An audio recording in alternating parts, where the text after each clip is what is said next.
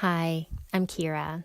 I'm the mother of triplet girls who were born at 25 weeks, 5 days. Peer-to-peer support was my lifeline during our 291-day NICU stay.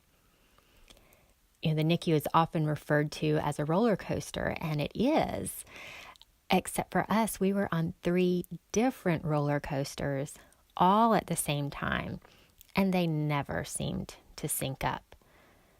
One of our daughters would be having a great day. We could have given her a bath and done skin-to-skin care, and I would just leave feeling so hopeful, and I'd walk into the pod next door to visit with one of my other daughters, and she would just be completely snowed, maxed out on her oscillator settings, maxed out on her blood pressure medications.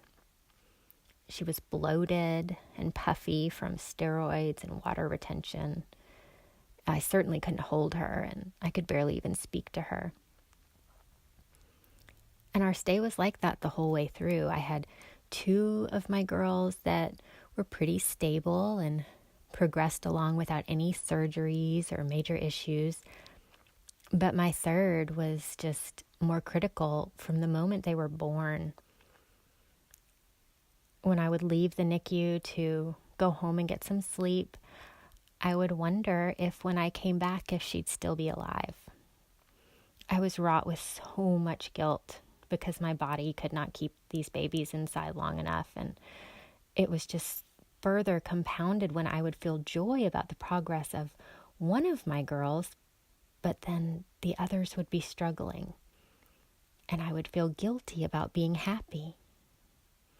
There were days when I had just lost all hope.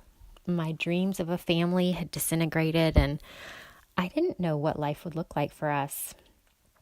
I didn't know if I would bring 1 or 2 or 3 girls home, and I had no way of knowing what sorts of challenges they would face.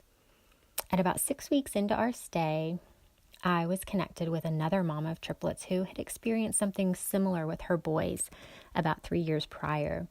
She had one that struggled much more than the other 2, so she could really relate to this tugging of emotions and this pull at our heart.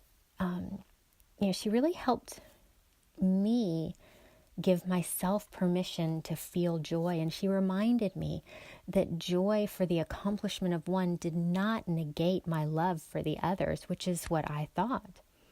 She shared pictures of her boys at 3 years old, and 2 of them were legally blind. One had remained on oxygen for 2 years, and that same little boy still had a G-tube at 3 years old. But they went to the park, and they went to the zoo, and the boys walked hand in hand and played together in their backyard. They did all of the things that families do with their children, and she showed me that life may not be what I had dreamed in my mind, but it could still be pretty darn fantastic. She really helped me find the strength and the courage that I needed to go back into the NICU day in and day out. And she helped me to just meet my girls at whatever stage they were in and love them completely.